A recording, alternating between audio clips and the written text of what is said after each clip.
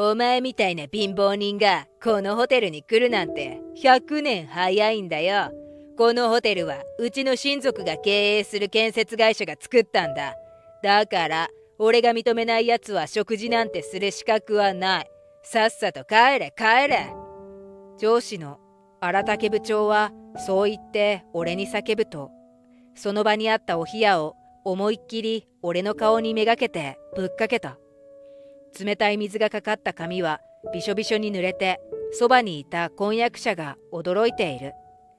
レストランの他の客たちは何が起こったのかと騒然としている。今日は婚約者とクリスマスディナーを楽しむつもりだったのに、非常識な上司と鉢合わせしてしまうなんて、どうして俺はこんなについてないんだろう。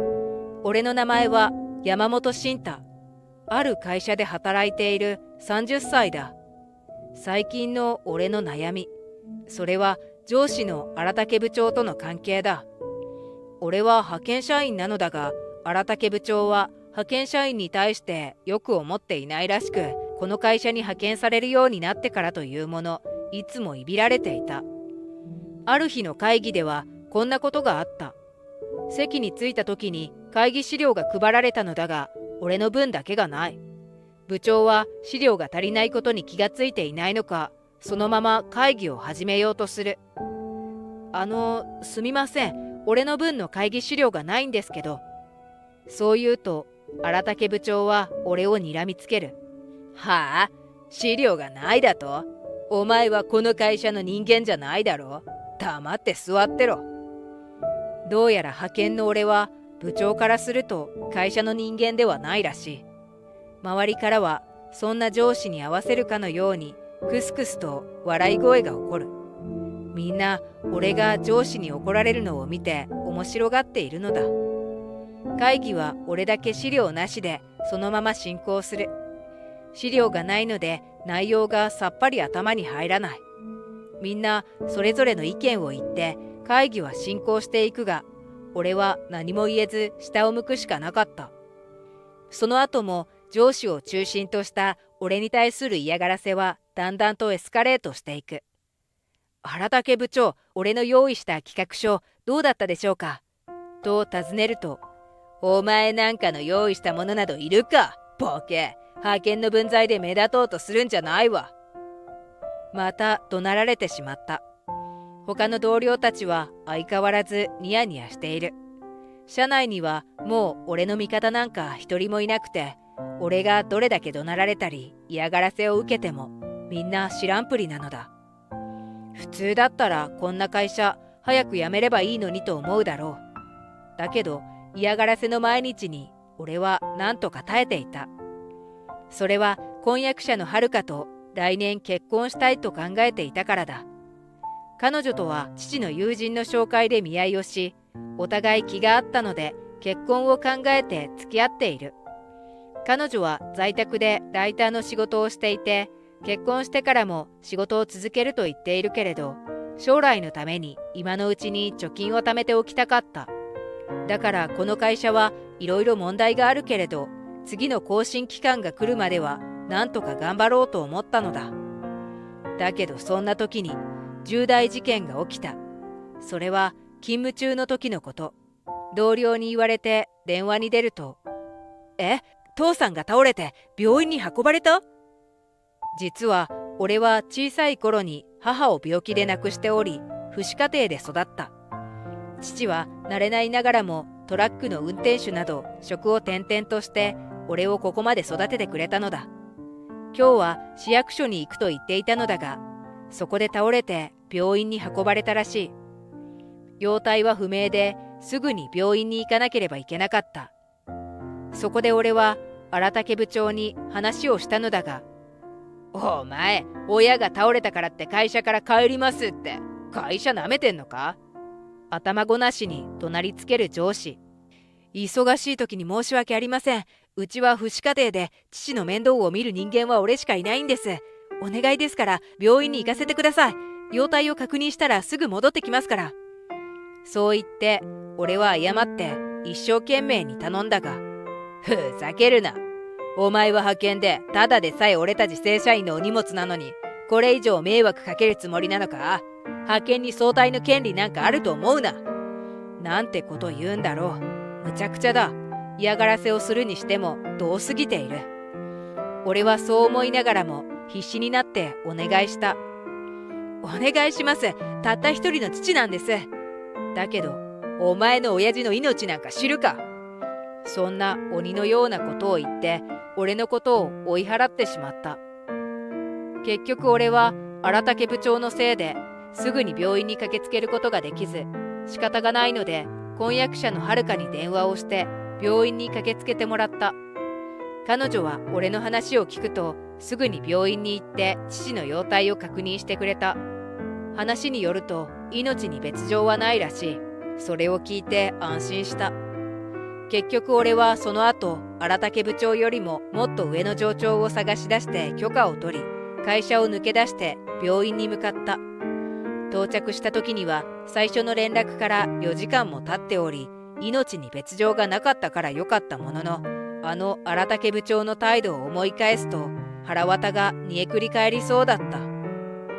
それからしばらくは会社帰りに父の見舞いに通う日々が続いたが、1ヶ月後には父は無事に退院することができて、俺の生活は普通に戻った。家族に何かがあった時に早退も許してくれないような会社、もう辞めちゃったら？みんな信太くんに意地悪するんでしょ？お金のことなら大丈夫よ。私だって貯金をしているんだから。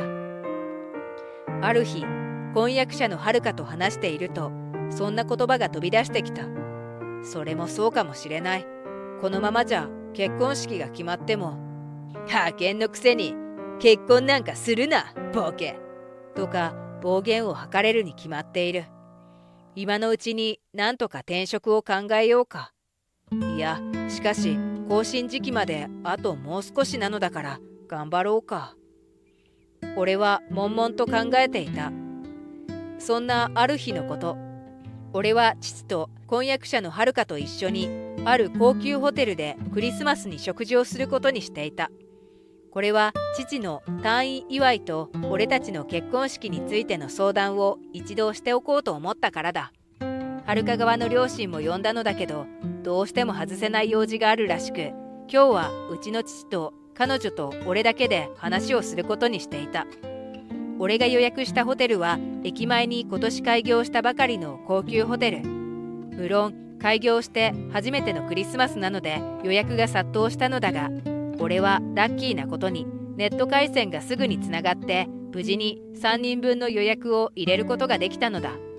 久しぶりのちょっとリッチな体験に俺も婚約者のはるかもとてもワクワクしていた。そして当日18時過ぎに待ち合わせをしていたのだが、父がホテルに来ない。ちょうど今日は病院の診察日の日で、終わったらホテルで合流することにしていたのだ。お父さん遅いわね。電話してみたら？婚約者のはるかに言われて父に電話をかける。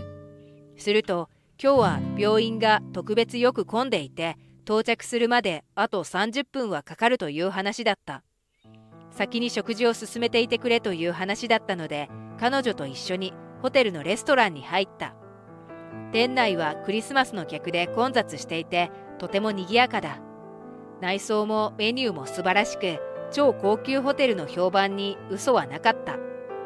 ところが俺たちが座って話をしていると、あれ、お前山本じゃねえか。なんでお前みたいな貧乏人がこんな高級ホテルにいるんだよ。声をかけられて驚くと、そこには荒竹部長が立っていた。突然の彼の出現に俺は思わずギョッとする。しかも荒竹部長はすでに酔っ払っているのか、ワイン瓶をだらしなく手に持って、ネクタイもシャツもくしゃくしゃな状態でホールをうろうろしているのだ。しかも隣には綺麗な女性を連れている。きっと彼女だろう。いや、ちょっと彼女とデートを、クリスマスなので。そう説明すると、彼はさもバカにしたように吹き出した。ブハハハ、おい、聞いたか？明美、こいつ今デートって言ったぜ。隣の女性にそう言って、荒竹部長は手を叩いて笑った。お前みたいなボンクラと付き合う女がいるなんて信じられねえな。でもまあ、俺の明美に比べたらそいつブスだし、どうせ結婚に焦ったみそじ女だろ。荒竹部長の強烈な嫌味に遥は顔をしかめる。まあまあ、俺の彼女の話はそれくらいにして、それよりも食事を楽しみましょうよ。下手に言い返すと荒竹部長のことだ。どんな風に荒れ狂うか分かったもんじゃない。しかも今日は酒が入っていて、いつもよりたちが悪い感じになっている。クリスマスで華やかな雰囲気のレストランを汚すような真似はしたくなかった。ところが、そんな俺の気も知らずに、お前、派遣だろ。給料が安いくせに、こんなところで豪遊して大丈夫なのか。そもそもこのホテルは、うちの親父の建設会社が関わって作ったんだぜ。いわばこのホテルは、俺が作ってやったと言ってもいいわけ。確か荒竹部長は有名な建設会社荒竹組の親族という噂を聞いていたけど、どうやら本当のようだ。彼は実家な有名な建設会社ということで、随分調子に乗っているらしい。このホテルは国内の富裕層や外国人のセレブ客向けに作られているわけだから、お前らみたいな貧相な貧乏カップルは対象外。他のお客様に迷惑ですから、今すぐお引き取り願えますか。ギャハハ。こんなことを言って俺の腕を引っ張り、レストランから追い出そうとする。そんな、いくらなんでもそれは言い過ぎです。確かに俺は派遣ですけど、そんなの関係ないじゃないですか。俺たちだって今日ここに来るのをとても楽しみにしていたんですよ。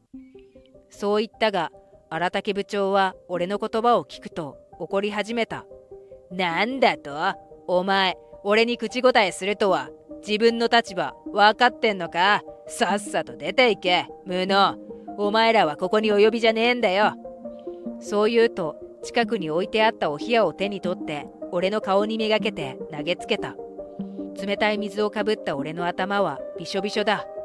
驚いたはるかが横からおしぼりで拭こうとしたとき、何やっとるんだ、シンタ。声の方を振り向くと、そこには初老の男性が立っていた。待たせてすまない。病院がものすごく混んでいてな。俺の父親だ。どうやらやっと到着したらしい。だけど今の一連の様子も見てしまったようだ。もちろん荒竹部長が暴言を吐いているところも。俺はふと部長の方を振り返ったのだけど、なんと彼は青ざめた顔でじーっと一点を見つめていた。荒竹部長、どうかしました？何か顔色が悪いみたいですけど。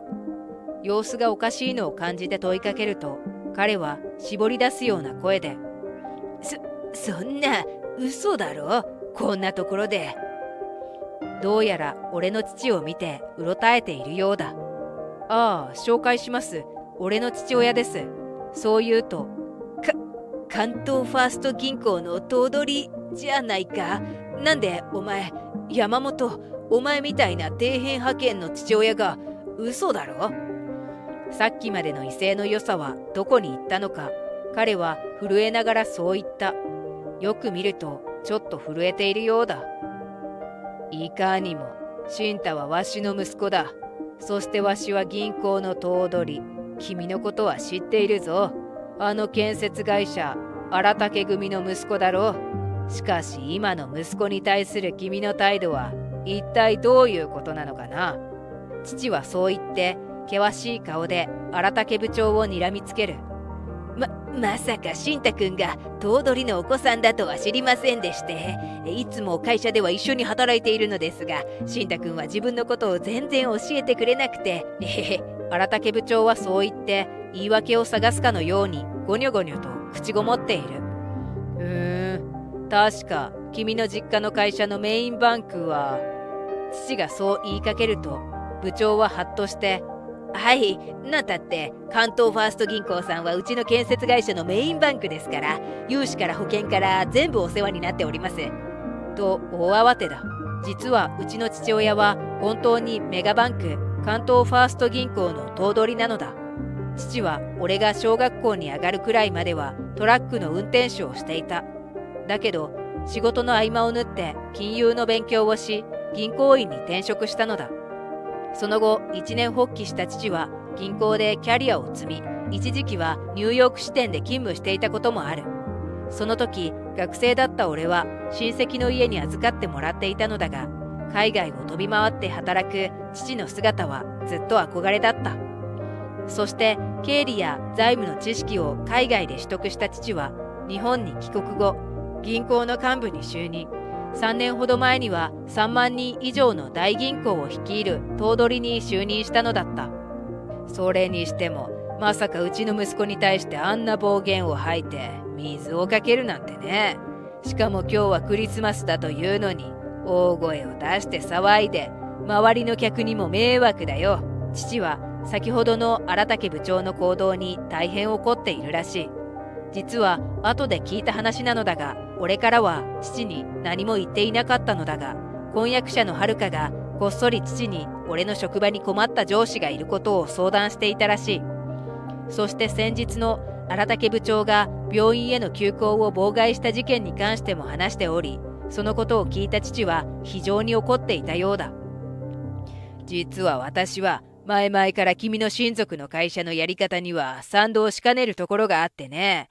聞くところによると、先月パワハラの疑いで労基署が監査に入ったそうじゃないか。うちとしてはそんな会社との取引は見直すべきかなと思っている。父は冷たくそう言った。すると荒竹部長は真っ青になって、うちの実家の会社は銀行からの融資がないとやっていけないんです。見捨てないでください。やばいことになったと悟ったのか、土下座をして謝り始めた。だけど父の怒りは収まらない。それに君はさっきうちの息子の婚約者をブスだなんてけなしたけど、彼女は誰だと思う？七ツ橋大学の学長のお嬢さんだぞ。その言葉に、七ツ橋大学って言ったら、うちが今度工事を担当する予定の。部長はうろたえている。その様子を見て、今度は婚約者の遥が口を開いた。そうね、本当に工事を任せていいのか。帰ったら父に相談してみます。するとうちの父は、ああ、ぜひそうしなさい。私からも後から学長宛てに電話しておこう。そう言ったのだった。そんな、大学工事の仕事がなくなったらうちの一族の会社は潰れてしまいます。